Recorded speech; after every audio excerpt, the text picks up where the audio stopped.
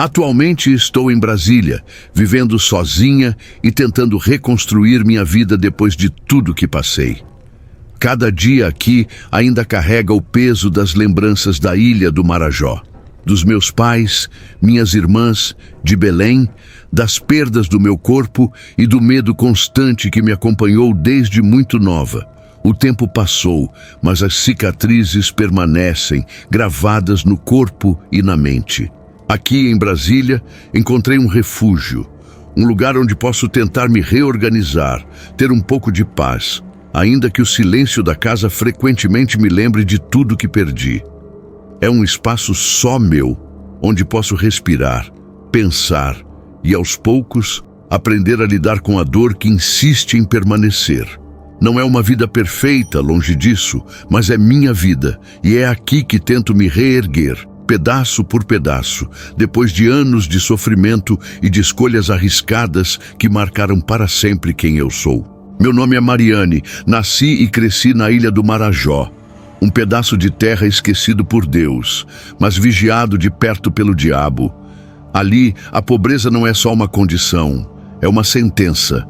Ela acorda com você, anda de mãos dadas e ri da sua cara todos os dias. Fui criada pelo meu pai e pela minha mãe, e desde cedo entendi que no Marajó as meninas não têm infância, apenas uma preparação precoce para sobreviver. Meu corpo se desenvolveu rápido, e ainda bem nova já atraía olhares que me faziam sentir suja.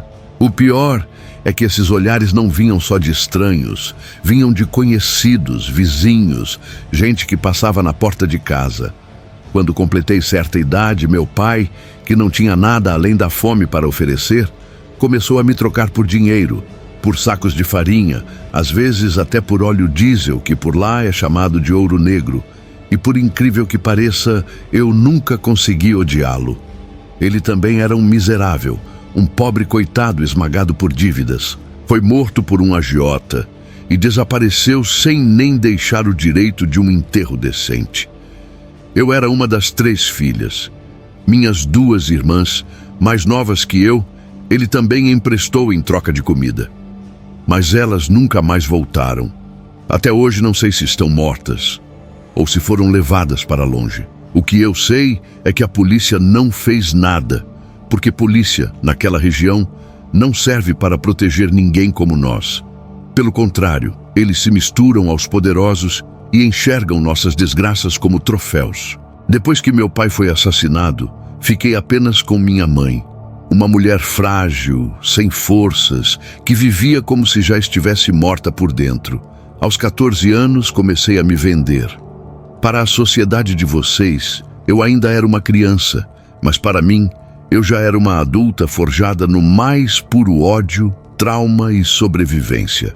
O dinheiro era tudo e eu era o produto. Aprendi desde cedo que sem uma faca na bolsa eu não durava nenhuma semana. Os caminhoneiros eram os clientes mais comuns. Paravam nos postos, pagavam, usavam e iam embora. Eram os melhores porque não pediam nada além do básico. Outras meninas se iludiam, tentando morar com algum deles, achando que tinham encontrado um homem de verdade. Mas eu via logo, eram homens com 3, 4 famílias espalhadas pelo Brasil. Muitas mulheres que vivem ao lado de caminhoneiros são enganadas sem nem imaginar. Aos 18 anos, acordei com o corpo da minha mãe frio dentro do barraco. Disseram que foi um infarto. O que me doeu mais não foi a morte em si, porque no fundo ela já vivia cansada demais, e sim o enterro. Jogaram o corpo dela numa caixa que parecia feita de papelão, como se fosse lixo. A revolta me consumiu e depois do luto decidi abandonar aquela terra. Parti para Belém, a capital, onde o dinheiro corria mais fácil, mas também o perigo era maior. Ali conheci gente de todo tipo, e foi ali que aprendi que cada amizade pode ser uma maldição disfarçada ou talvez não. Eu estava sentada na calçada próxima a um bar movimentado, observando os carros caros que paravam e os homens engravatados que desciam atrás de diversão. Foi quando ela apareceu, uma loira paulista de cabelos lisos que brilhavam sob a luz amarelada do poste. Diferente das outras, ela não parecia preocupada em caçar cliente. Andava como quem passeava, fumando um cigarro com a calma de quem tem o mundo na palma da mão. Quando se aproximou, puxou conversa como se já me conhecesse. Falava rápido, cheia de energia, e logo disse que não precisava daquela vida para sobreviver, que estava ali porque gostava do risco, da adrenalina, da sensação constante de viver no limite entre o prazer e o perigo. Eu a achei maluca, confesso. Mas ao mesmo tempo havia nela um brilho diferente, uma coragem que eu nunca tinha visto em ninguém. E por trás dessa loucura, percebi também uma bondade estranha, um jeito de rir da própria vida que de alguma forma me contagiava. Não queria criar raízes, vivia apenas de passagem. E Belém era só mais uma cidade no roteiro dela. Estava ali para conhecer, aproveitar o que aparecia e, se desse, encher o bolso sem pensar no amanhã. Era extremamente nítido que nossas almas e energias batiam. Foi certeza que Érica se simpatizou comigo. Ela percebeu que eu não fazia cena, que não usava máscara como muitas ali, e entendeu de cara que eu era autêntica. Meu único interesse era sobreviver, ganhar dinheiro e viver bem, sem falsas ilusões. Eu contei a ela a minha história inteira. Falei das minhas 2 irmãs que sumiram sem deixar rastro quando meu pai as trocou por comida. Falei da miséria batendo na minha cara todos os dias. Falei da morte do meu pai de forma covarde e do jeito desumano que enterraram minha mãe, em uma caixa que parecia de papelão, como se ela não tivesse importância nenhuma, como se não tivesse sido um ser humano. Enquanto eu falava, Érica foi mudando o semblante, e quando terminei, ela estava com os olhos cheios de lágrimas. Parecia que tinha sentido cada palavra que saiu da minha boca. Ela respirou fundo, me olhou e disse com a voz meio embargada: "Nossa, roubou até minha brisa." Naquele momento percebi que, apesar da loucura, havia algo de verdadeiro nela, como se enxergasse em mim um reflexo que a feria. Foi então que ela me convidou para passar a noite com ela no Radisson Hotel, Maiorana, Belém. Disse que no dia seguinte iria voltar para São Paulo e que, se eu realmente quisesse mudar de vida, poderia ir junto, ficar no apartamento dela, recomeçar do zero. Achei estranho, afinal nós mal nos conhecíamos e convites assim nunca vinham sem cobrança, mas a intuição me dizia que ela falava sério.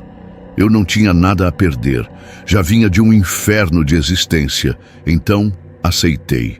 Nunca tinha entrado em um hotel de verdade. Minha vida até então tinha sido só pensões baratas, cortiços imundos e a boleia de caminhão. Quando pisei naquele quarto, senti que estava em outro mundo. A cama macia parecia uma nuvem e o ar-condicionado era como se alguém tivesse aberto uma porta para o paraíso. Dormi como nunca tinha dormido. No outro dia, Érica comprou minha passagem de avião. Uma fortuna que para mim era impossível imaginar. Ela apenas disse que depois me cobraria, mas de um jeito leve, quase como quem ajuda uma irmã. Eu nunca tinha andado nem de carro direito. Imagine voar de avião. O coração parecia que ia sair pela boca. Pensei que aquela máquina ia cair a qualquer momento, mas aos poucos fui relaxando. E em determinado momento até achei gostoso. Era como se a vida estivesse me mostrando, pela primeira vez, um caminho que não fosse apenas dor. Chegando em São Paulo, ela me levou direto para o apartamento dela. Fiquei paralisada. Tudo era tão limpo, tão moderno, tão luxuoso, que me senti um animal selvagem colocado dentro de uma joia.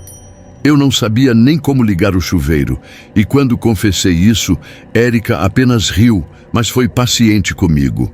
Cuidou de mim como quem já estava acostumada a recolher destroços humanos. Ela me disse para descansar, porque na noite seguinte iria me apresentar a alguém importante. Eu, que sempre fui tratada como sujeira, agora estava em um cenário que me parecia irreal, mas ao mesmo tempo sentia que aquela mudança tinha um preço. Sim, eu sou desconfiada. Sempre fui muito bonita, mesmo que nunca tivesse reconhecido isso em mim. Meus traços indígenas, os olhos puxados e penetrantes, o cabelo preto liso que descia pesado até a cintura, a pele marcada pelo sol da Amazônia, tudo em mim carregava uma beleza selvagem que chamava a atenção desde pequena. Eu não entendia muito bem, mas os olhares dos outros sempre me diziam que meu corpo tinha poder, e Érica sabia explorar isso. Naquela noite, ela me levou para a boate, que não quero dizer o nome. Assim que entrei, senti que não era bem-vinda. As outras meninas me olharam com raiva, inveja e desprezo. Só depois entendi o motivo. Meu corpo ainda jovem, recém-maior de idade, fazia diferença. Eu era um produto novo naquele mercado, e isso incomodava. Demorei um pouco para aprender as manhas do trabalho, mas Érica me orientou, me mostrou como lidar com os clientes, como cobrar, como me proteger. Logo, o dinheiro começou a entrar, valores que na Ilha do Marajó ou em Belém eu levaria anos para juntar. Com o tempo, construí uma parceria sólida com a Érica. Eu podia ser garota de programa, mas sempre fui honesta, nunca gostei de roubar ninguém, nunca gostei de fazer jogo duplo. Assim que comecei a ganhar dinheiro de verdade, fiz questão de pagar cada centavo do que devia a ela, desde a passagem de avião até as roupas e os pequenos gastos que ela teve comigo no início. Era uma questão de honra, de mostrar que apesar da vida que eu levava, meu caráter não estava à venda. Depois disso, nossa relação ficou ainda mais firme. Ela me ajudou a abrir conta em banco, a procurar um apartamento, a ter um pouco de estrutura na vida, coisas que eu jamais imaginei que teria. Passei a cuidar da minha aparência com um zelo que nunca tinha tido. Entrei na academia, aprendi a valorizar minha imagem, porque percebi que em São Paulo, os homens ricos não compram apenas um corpo, eles compram uma ilusão de luxo e refinamento. Me tornei conhecida pelo apelido de Índia, um nome que grudou em mim como marca, porque minha beleza diferente me destacava. Trabalhei quase 2 anos na boate e depois fui para o Scandalo Lounge, onde o dinheiro vinha ainda mais fácil. Minha vida financeira floresceu. Comecei a ter roupas de marca, joias, restaurantes caros, carros bonitos me buscando na porta. Eu finalmente tinha conquistado tudo que sempre sonhei. Minha vida estava indo muito bem e, como sempre, eu era fria. Não queria saber de namorar, muito menos de casar. Minha mente estava programada para pensar em dinheiro e sobrevivência. Até que numa noite, assim que cheguei na boate, vi um homem que mudou meu eixo. Ele estava sentado em uma mesa reservada, forte, branco, com olhos verdes intensos que brilhavam sob a luz. Um dos braços estava coberto de tatuagens negras que pareciam contar histórias de violência e poder. Era bonito, sim, mas havia nele uma elegância estranha, uma postura que não se via em qualquer homem. Quando nossos olhos se cruzaram, foi como se o mundo ao redor tivesse silenciado. Lembro perfeitamente que ele se inclinou e falou algo no ouvido do Renato, funcionário da casa que cuidava das saídas, e em seguida veio até mim. O nome dele era César. Conversamos e logo percebi que sua educação e jeito de falar o tornavam ainda mais atraente, enquanto eu, simples nas minhas palavras, sentia que estava diante de alguém que não jogava no mesmo nível dos outros homens que frequentavam aquele lugar. Foi questão de tempo até ele pagar a minha saída e me levar para um hotel de luxo. Confesso que até aquele dia eu sempre fiz meu trabalho com o coração fechado, sem sentimentos, como uma máquina, pensando apenas no dinheiro, no tempo e na fuga. Mas César me quebrou por dentro, porque naquela noite, pela primeira vez em toda a minha vida, abri uma pequena brecha e me permiti sentir algo parecido com o que as pessoas chamam de paixão. Ele foi quente, intenso, sabia como tocar, sabia como me despir não só da roupa, mas da armadura que eu carregava. Foi a primeira vez que senti um orgasmo verdadeiro, tão intenso que depois fiquei rindo sozinha no travesseiro, sem acreditar no que havia acontecido comigo. Ele percebeu, claro, e me olhou com aquele sorriso perigoso de quem entende o poder que tem sobre alguém. Me pagou mais do que o combinado e antes de ir embora, disse que queria me ver de novo no dia seguinte. Corri para contar tudo a Érica, minha parceira de vida. Mas quando descrevi César, sua expressão mudou imediatamente. Ela ficou preocupada, séria, e disse que eu precisava me afastar dele o quanto antes. Contou que ele era possessivo, que havia rumores de 2 garotas que desapareceram depois de se envolver com ele e que, como era filho de um político influente em São Paulo, nunca enfrentava problemas com a polícia, tudo sempre acabava abafado. No momento eu não quis acreditar, achei que era exagero ou até inveja. Afinal, César me tratava como ninguém jamais tinha tratado. Ignorei os conselhos de Érica e continuei vendo-o em segredo. Foram encontros intensos, cheios de desejo, e eu me deixava cada vez mais envolvida. Até que um dia cheguei na boate e vi César acompanhado de outra mulher. Aquilo me derrubou, foi como se alguém tivesse enfiado uma faca no meu peito. Perguntei às outras meninas, e elas me contaram que era a namorada dele de anos, com quem, inclusive, estava planejando o casamento. Mas que essa mulher aceitava sua infidelidade porque já estava acostumada. Aquela informação incendiou minha mente, porque eu queria César só para mim. Pela primeira vez em anos, sonhei com algo diferente. Casar, sair da vida que eu levava, construir uma família. Ele mesmo já havia comentado que sonhava em ser pai e ter uma vida normal. Mas dizem que o diabo é sujo. E é mesmo, porque na minha cabeça, aquela mulher era o obstáculo, a pedra no meu caminho, e eu comecei a pensar em como tirá-la de lá.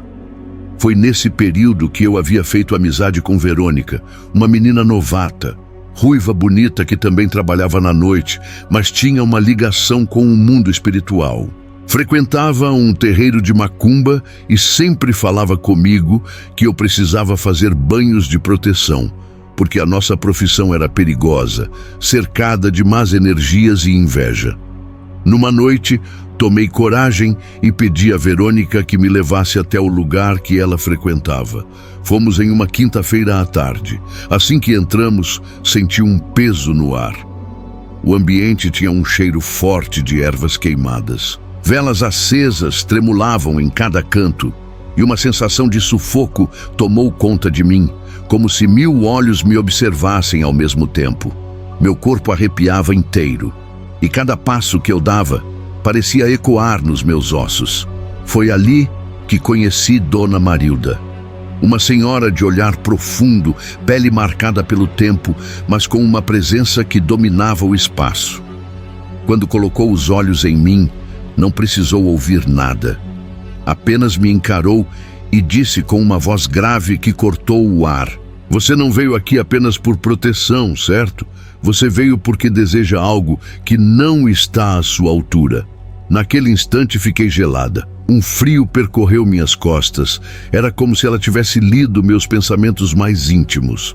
Ela pediu que Verônica nos deixasse a sós, e quando ficamos apenas nós duas, me perguntou com firmeza o que eu realmente queria. Eu respirei fundo e falei sem rodeios. Disse que havia conhecido um homem dias atrás, que estava apaixonada por ele, que queria tê-lo na minha vida para construir uma família e viver normalmente, mas que havia outra mulher no caminho. Ela suspirou e balançou a cabeça, dizendo que aquele homem não era para mim, que eu deveria esquecer antes que fosse tarde. Mas quando viu que eu insistia, respondeu que poderia fazer o que eu pedia, embora advertisse que mexer no destino sentimental das pessoas tinha um preço, e às vezes o preço era alto demais. Perguntou se eu tinha certeza, e sem hesitar eu disse que sim. Ela então me perguntou se eu tinha ao menos uma foto de nós dois e alguma peça íntima. Respondi que sim, mostrei uma foto no celular e contei que tinha guardado uma cueca dele, ainda perfumada, que pedi como recordação da nossa noite. Dona Marilda me disse para trazer aquilo no dia seguinte, sexta-feira, e que então o trabalho seria feito. Quando saímos dali, Verônica, curiosa, quis saber o que eu tinha pedido. Eu apenas respondi seca: César.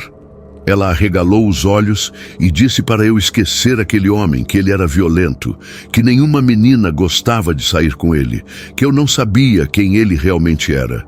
Mas eu, cega pela obsessão, não quis dar ouvidos. Na sexta-feira, o dia demorou a passar. Parecia que os ponteiros do relógio estavam pregados no mesmo lugar, e cada minuto era um tormento que me deixava ainda mais ansiosa. Eu não conseguia parar de pensar em César, nas palavras de Dona Marilda e no aviso de Verônica, Érica Loira. Mas a minha mente estava tomada. Não existia mais razão. Apenas um desejo cego que ardia no meu peito como brasa. Quando finalmente anoiteceu, preparei a peça de roupa dele que eu havia guardado com tanto cuidado, a cueca ainda com o perfume dele impregnado no tecido, e levei também a foto impressa que estava no celular, a imagem que me fazia acreditar que ele já era meu. Encontrei com Verônica e fomos juntas até o terreiro. Assim que entrei novamente naquele lugar, a sensação de sufoco ficou ainda mais forte. Um odor péssimo, misturado com algo metálico e adocicado, talvez sangue, talvez cachaça, deixava o ar pesado demais para respirar. O chão estava coberto com velas acesas. No centro, uma mesa baixa com objetos estranhos, garrafas abertas, facas, bonecos de pano, charutos, farofa espalhada e tigelas com líquidos escuros. Dona Marilda já me esperava, sentada numa cadeira de madeira alta, os olhos brilhando na penumbra, como se pudesse ver através de mim. Quando me aproximei, ela pediu a peça de roupa e a foto. Pegou tudo com cuidado, como se estivesse segurando algo sagrado e ao mesmo tempo perigoso. Ela me olhou fixamente e disse: uma vez feito, não há como voltar atrás. Esse homem vai grudar em você como sombra, mas o preço que se paga quando se prende alguém contra a vontade pode ser mais alto do que você imagina. Eu disse que não me importava, que queria César só para mim, e ela não falou mais nada. Apenas começou a preparar o ritual. Pegou a peça de roupa, colocou sobre a mesa, riscou um pó branco em volta, formando um círculo, e acendeu mais velas em cada ponto, murmurando palavras numa língua que eu não entendia. A cada frase que saía da boca dela, o ambiente ficava mais pesado, como se o ar estivesse sendo sugado para dentro daquelas palavras. Pediu que eu cortasse um fio do meu cabelo e quando entreguei, ela misturou com a cueca e colocou tudo dentro de um pano vermelho. Depois, abriu uma garrafa de cachaça, derramou um pouco sobre o embrulho e acendeu um charuto, soprando a fumaça sobre aquilo com uma calma assustadora. O cheiro era forte, enjoativo, e minhas pernas tremiam, mas eu continuei firme. No fim, ela pegou uma faca pequena, riscou o próprio braço até sair uma gota de sangue e deixou cair sobre o pano vermelho.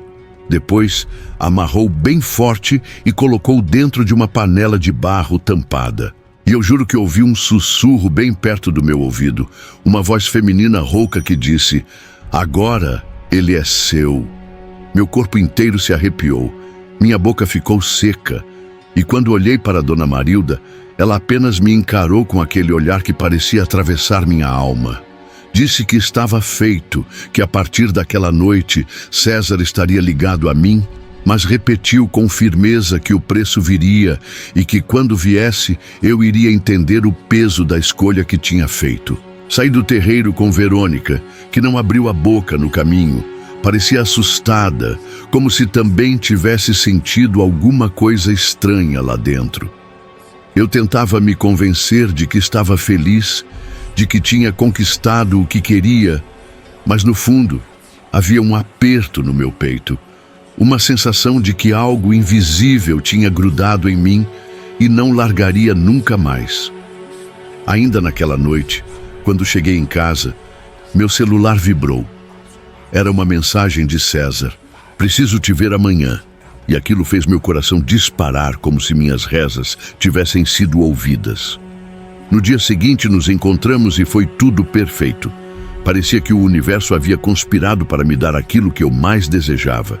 Sim, No começo tudo parecia um sonho, tudo parecia perfeito, como se eu finalmente tivesse encontrado alguém que me arrancava da lama e me colocava em outro patamar. César me tratava com carinho, atenção e um tipo de cuidado que eu nunca tinha sentido. Ele dizia que eu era única, que nunca tinha conhecido uma mulher como eu, que queria me proteger de tudo e de todos.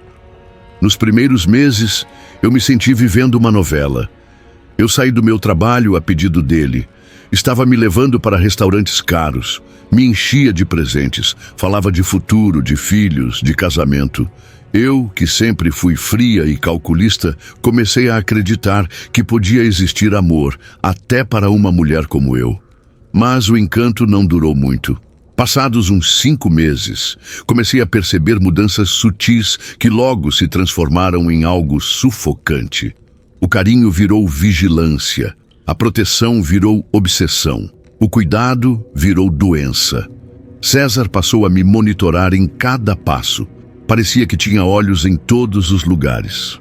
Eu saía para a academia e minutos depois o celular vibrava com mensagens dele perguntando o que eu estava fazendo, com quem eu estava, por que eu estava demorando.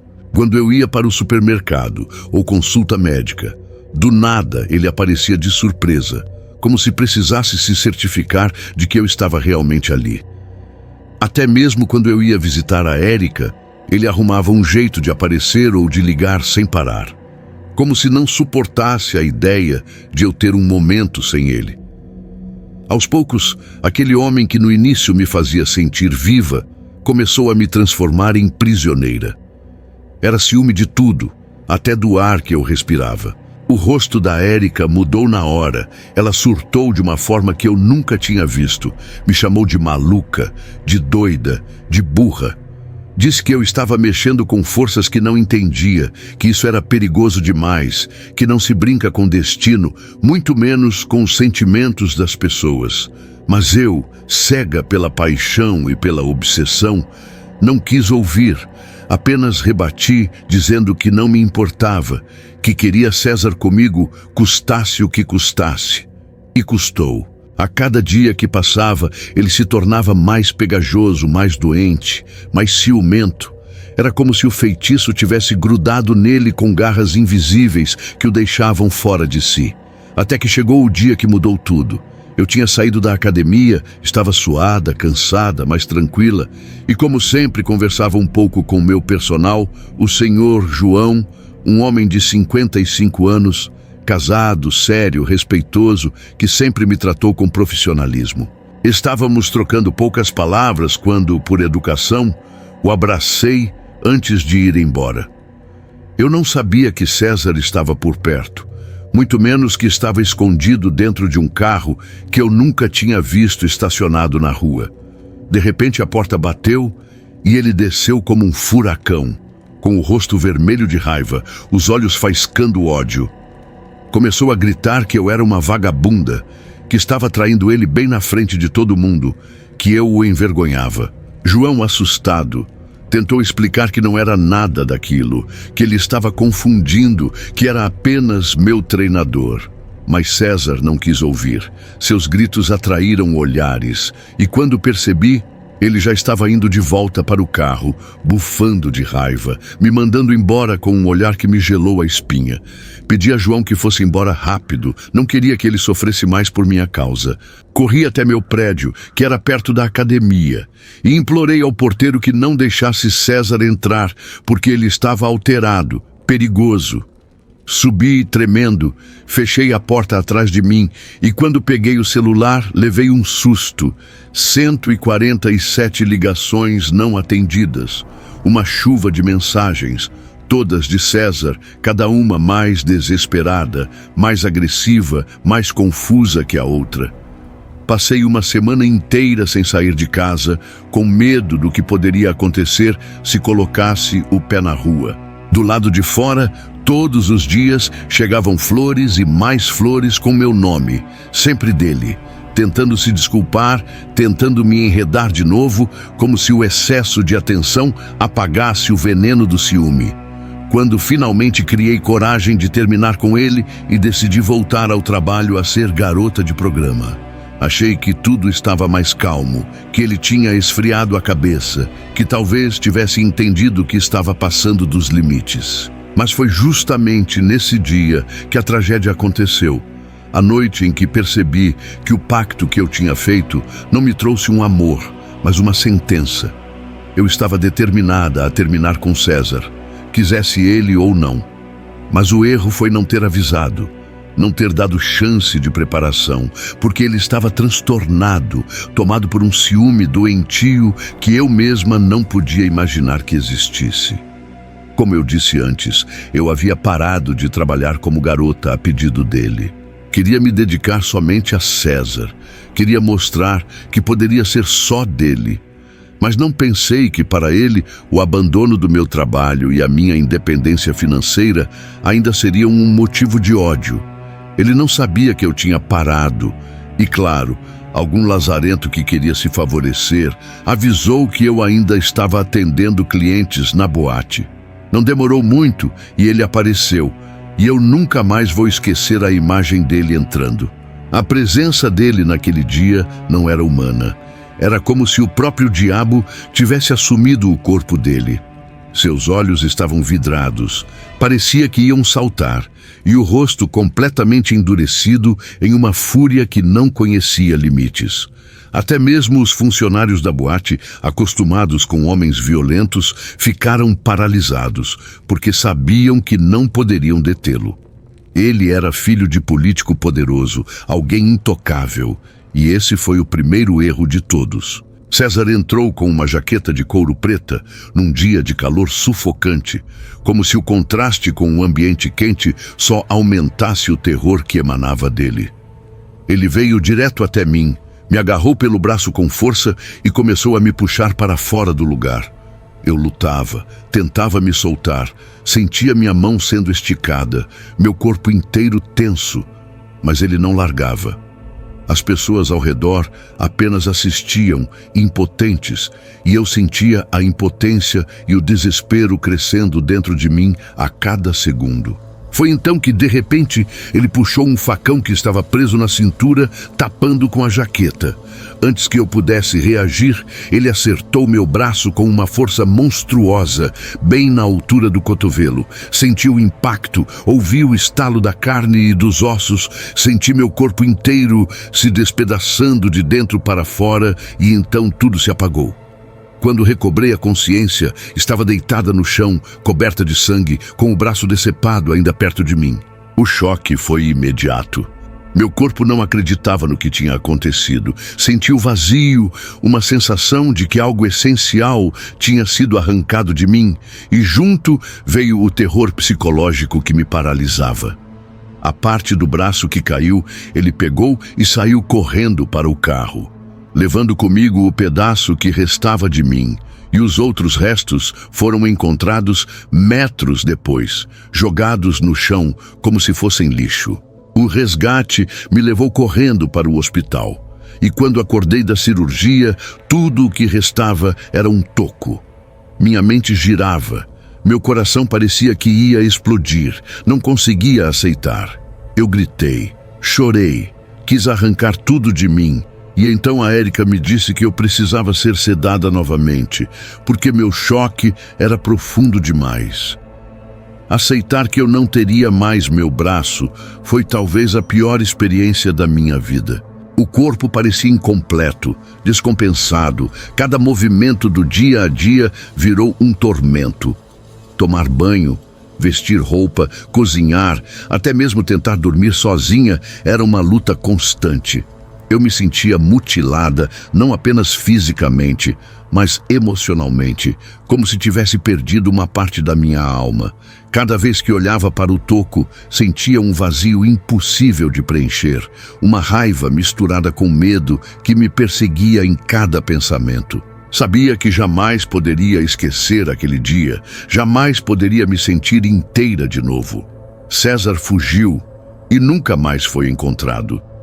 No próprio hospital chamaram a polícia militar para fazer a ocorrência, mas pelo que ouvi depois, ele teria fugido do Brasil. Alguns dizem que está nos Estados Unidos, outros que continua vivendo escondido, mas que é procurado pela justiça. Nunca mais tive notícias dele, mas a lembrança do que aconteceu persegue meus pensamentos todos os dias. A Érica ficou comigo durante todo o tempo em que precisei. Foi verdadeira mãe, amiga e protetora. Cuidou de mim como se fosse sua própria filha. E mesmo depois da recuperação completa, quando decidi que não queria mais permanecer em São Paulo, continuou me apoiando. A Verônica também apareceu algumas vezes no apartamento da Érica, trazendo palavras de conforto e pedidos de perdão por me ter levado ao terreiro. Eu disse a ela que não precisava se culpar, que tudo aquilo foi vontade minha, que eu era responsável pelas minhas escolhas e pelas consequências delas. Quando decidi ir embora de São Paulo, Verônica me falou que tinha uma casa em Brasília, que estava disponível, recém-desocupada pelos inquilinos. Ela disse que poderia ficar lá até me acertar, que não iria para Brasília tão cedo e que seria seguro para mim. Vendendo o que eu tinha, usando minhas reservas, me mudei para Brasília. Fiquei cerca de 40 dias, refletindo sobre o que faria da vida. E então decidi voltar a trabalhar dessa vez por site, e mesmo com um pedaço a menos do meu braço. Achei que ninguém aceitaria uma mulher bonita e amputada, mas descobri que naquele lugar tudo é possível, e para alguns homens, minha deficiência se tornou fetiche. Hoje eu consegui me levantar novamente. Tenho uma pequena loja de roupas em Taguatinga Norte, modesta, mas suficiente para me dar uma renda razoável. Cada peça que vendo, cada cliente que entra, me lembra que ainda posso reconstruir minha vida, mesmo com todas as cicatrizes que carrego. Ainda assim, não parei completamente. Continuo atendendo alguns programas, não por prazer, mas para terminar de pagar minha casa, o lugar que agora é meu refúgio e minha prisão ao mesmo tempo. Aluguei o salão de baixo para um homem que mantém uma loja de material de construção. Ele é discreto, trabalha o dia inteiro e mal percebe que moro acima, e talvez seja melhor assim. Eu moro sozinha no andar de cima, cercada pelo silêncio e pela própria companhia. Às vezes, quando chego em casa e fecho a porta, sinto o peso da solidão esmagando o meu peito, mas também sei que é o preço de estar viva, de ter sobrevivido a tudo. Vocês acham que sou feliz? A resposta é não. Creio que nunca serei. Cada dia que levanto da cama, lembro do que perdi, do que vivi, do que poderia ter sido. Cada noite, o silêncio da minha casa ecoa a lembrança de César, do facão, do desespero, do braço arrancado. Essa é a minha história. A história de uma mulher que atravessou o inferno e voltou, mas que nunca mais será inteira. Sobrevivi, mas as marcas permanecem. Não são apenas cicatrizes na pele, são correntes invisíveis que me prendem ao passado, lembrando todos os dias que existem feridas que o tempo não cura, apenas transforma em condenação silenciosa.